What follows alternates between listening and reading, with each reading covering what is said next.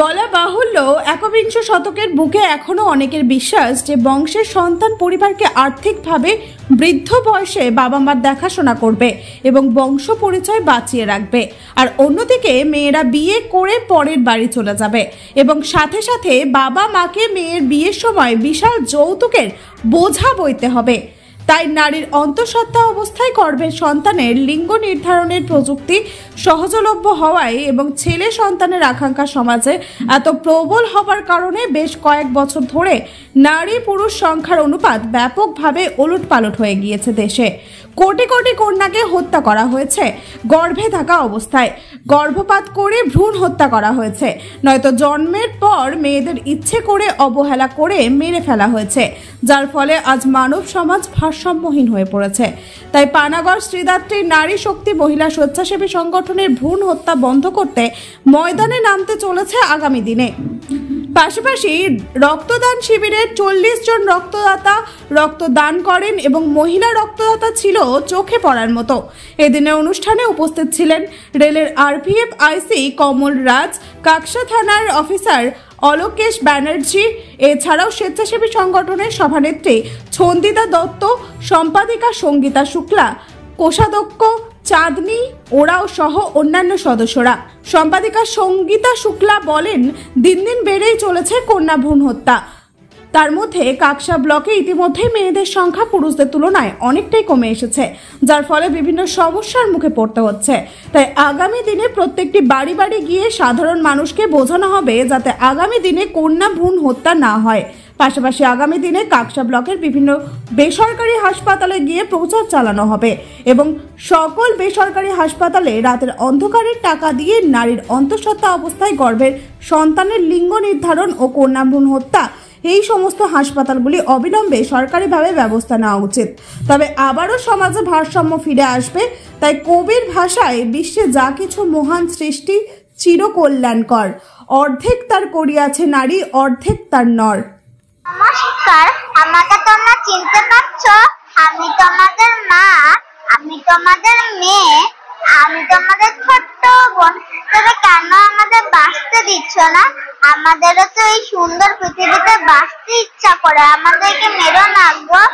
তোমরা কন্যা ভ্রূণ নষ্ট করো না, দয়া করে আমাদেরও বাঁচতে দাও। আর এর অর্থ হচ্ছে যে দেখুন, কিছুদিন আগেকার কথা, আমরা লায়ন্স ক্লাবে গেছিলাম একটা মিটিংয়ে।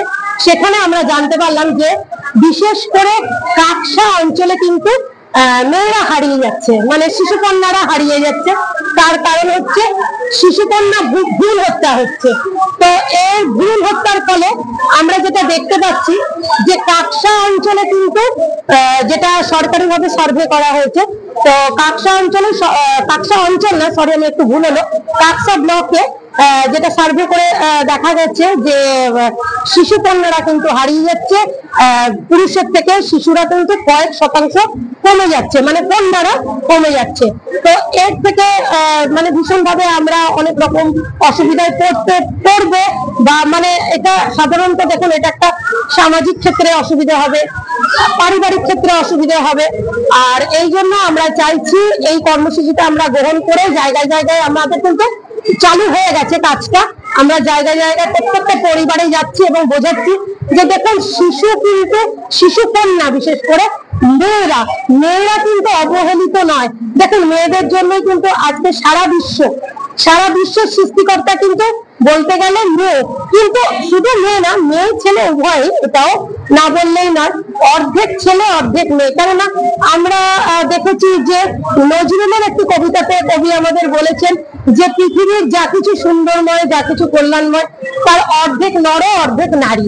তো সেই হিসাবে আমরা তো কবির কথা মতনই কিন্তু আমরা সাধারণ মানুষরা এগিয়ে যাব অবশ্যই, যে কন্যাকে কিন্তু কেউ অবহেলিত করবেন না। যেহেতু একটা বংশের মানে রক্ষা করার ব্যাপারটা কিন্তু, মানে এক কথায় বলতে গেলে 10 দিন মানে 10 মাস গর্ভে ধারণ করে জন্ম যেটা দিচ্ছে, সেটা কিন্তু মহিলাদের দ্বারাই কিন্তু সম্ভব হচ্ছে। তো এইটা নিয়ে আমাদের আজকের দিনে শ্রীদাত্রী নারী শক্তির প্রত্যেকটি মহিলা জায়গায় জায়গায় যাচ্ছেন এবং পরিবারে গিয়ে তাদের বোঝাচ্ছেন যে আপনারা শিশু কন্যা সেখানে তারা আমাদের কথায় সায় দিচ্ছেন।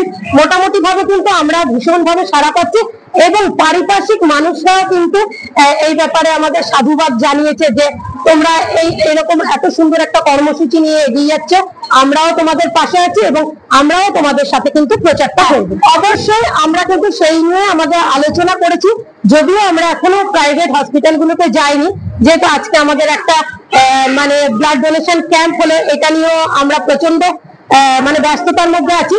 আমাদের আজকের দিনটা বাদ দিয়ে আমরা সোমবার থেকে মানে হচ্ছে কালকের থেকে আমরা বেরোবো এবং প্রাইভেট যেগুলো মানে আমাদের হসপিটাল আছে সেখানে গিয়েও কিন্তু আমরা এটা বলবো যে আপনারা বন্ধ করুন। আমার নাম সঙ্গীতা শুক্লা, আমি শ্রীদাত্রী নারী শক্তি সম্পাদিকা। পানাগড় শ্রীদাত্রী নারী শক্তি ৫ম বর্ষ প্রতিষ্ঠা দিবস উপলক্ষে আমরা একটা ব্লাড ডোনেশন ক্যাম্পের আয়োজন করেছি। এই অনুষ্ঠানে মূলত কতজন রক্তদান করেছে? আমাদের এখানে এখনো পর্যন্ত ৪০ জন রক্ত দিয়েছে এবং আমরা প্রতি বছরে আমরা মোটামুটি 4টে এরকম ব্লাড ডোনেশন ক্যাম্প করে থাকি এবং প্রতিষ্ঠা দিবস উপলক্ষে তো অবশ্যই আমরা করি। মহিলাদের সংখ্যা এবার চোখে পড়ার মতনই আছে, এবার মহিলারাই বেশি দিয়েছে আমাদের এখানে। আমাদের শ্রীদাত্রী নারী শক্তির মেম্বাররা তো দিয়েছেন এবং বাইরে থেকেও অনেক মহিলা এসে আমাদের এখানে ব্লাড ডোনেট করেছে। ডোনেশন ক্যাম্প করুন, কারণ রক্তের প্রচুর চাহিদা। এই রক্তের চাহিদা পূরণ করতে সবাইকে অনুরোধ করা হচ্ছে যে সবাই জায়গায় জায়গায় কোনো না কোনো অনুষ্ঠানে, ছেলে মেয়ের জন্মদিন হোক বা স্বামীর বিবাহ বার্ষিকী হোক, এরকম যে কোনো অনুষ্ঠানে আপনারা ব্লাড ডোনেশন ক্যাম্প করুন, এতে মানুষ অনেক উপকৃত হবে। আমার নাম সঞ্জিতা দত্ত, আমি পানাগড় শ্রীদাত্রী নারী শক্তির সভাপতি।